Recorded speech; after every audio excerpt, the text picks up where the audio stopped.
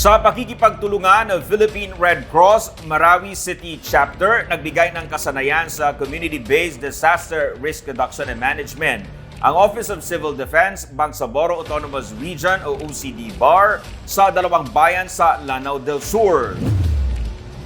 Lain ang pagsasanay na mapalawak pa ang disaster preparedness and risk management capability ng mga napiling barangay sa pagtugon sa anumang sakuna o kalamidad na tatama sa kanilang lugar.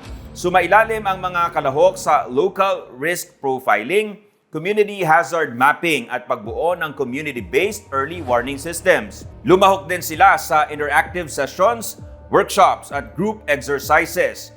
Sinukat din ang kanilang response protocol sa isang simulation ng ilang real-world disaster scenarios. Ito ay upang maintindihan ang full cycle of disaster risk reduction mula sa prevention, mitigation at preparedness, response, and recovery.